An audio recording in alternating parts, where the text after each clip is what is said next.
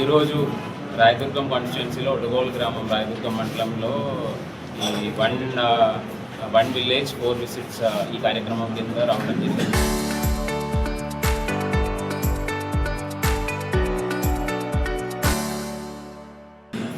జిల్లా వ్యాప్తంగా last collectors కాన్ఫరెన్స్లో కూడా ఆనరబుల్ సీఎం గారి ఆదేశాల మేరకు జిల్లా వ్యాప్తంగా ప్రతి థర్స్డే ప్రతి ఒక్క తహసీల్దారు ఒక్క విలేజ్ని సెలెక్ట్ చేసుకొని ఆ విలేజ్లో 4 సార్లు విజిట్ చేయాలని చెప్పి ఆదేశాలు ఇవ్వడం జరిగింది.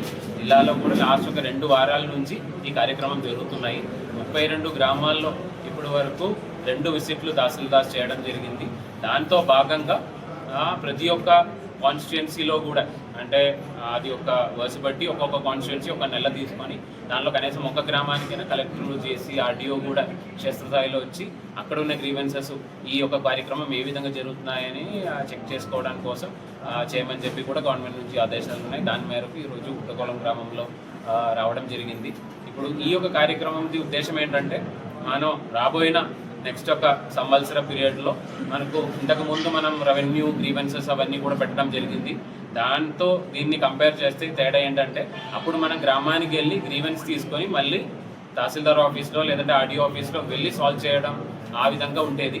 కానీ ఇప్పుడు ఏంటంటే చాలా వరకు మనకు రీసర్వే సుమారుగా 50% పైన జిల్లాలో అయింది. అదే కాకుండా మిగిలిన గ్రామాల్లో కూడా రాబోయిన నెక్స్ట్ ఒక సంవత్సరంలో రీసర్వే కంప్లీట్ చేస్తామని అనుకున్నాము.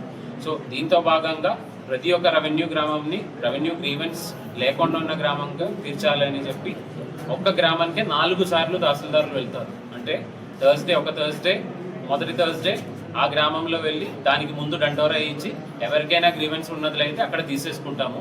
తీసుకున్న తర్వాత ప్రతి ఒక్కరికి ఒక రెసిప్ట్ ఇవ్వడం జరుగుతాయి. ఆ రెసిప్ట్ తీసుకొని మళ్ళీ నెక్స్ట్ వారానికి అదే గ్రామానికి వెళ్తాం. ఎందుకంటే ఆ ఒక్క వారంలో ఏవైతే సాల్వ్ చేయగలుగుతావో అవన్నీ కూడా సాల్వ్ చేసి నెక్స్ట్ 2వ సారి మళ్ళీ అక్కడికి వెళ్తాం.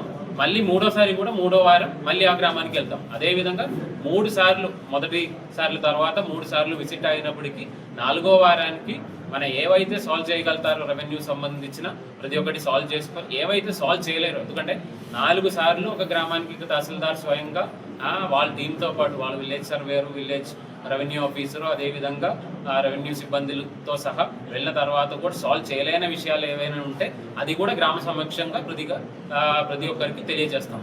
సో ఈ విధంగా మనం కొద్దిగా పద్ధతిగా చేస్తే ఒక సంవత్సరాల్లో ఒక్కొక్క తహసీల్దార్ కింద మహా అయితే 15 నుంచి 20 గ్రామాలే ఉంటాయి. ఒక 15 నెలల పీరియడ్లో ఒక నెలకి ఒక గ్రామం అనే లెక్కతో 15 నెలల నుంచి 20 నెలల పీరియడ్లో ప్రతి ఒక్క గ్రామంని టచ్ చేయడానికి అవుతుంది. ఇది కూడా మొదటి గ్రామాలను అన్నీ కూడా ఇనీషియల్గా తీసుకున్న 2-3 గ్రామాలు అవన్నీ కూడా హైయెస్ట్ గ్రీవెన్స్ ఉన్న గ్రామాలనే తీసుకోవడం చెప్పడం జరిగింది.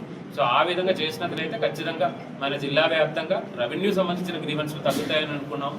అదే కాకుండా ప్యారలల్గా మనం రీసర్వే కూడా చేస్తారు కాబట్టి రాబోయే నెక్స్ట్ ఒక 1.5 ఇయర్లో పూర్తిగా రెవెన్యూ గ్రీవెన్స్ లేకుండా ఉన్న గ్రామాన్ని తీర్చుతామని తెలియజేస్తున్నాం.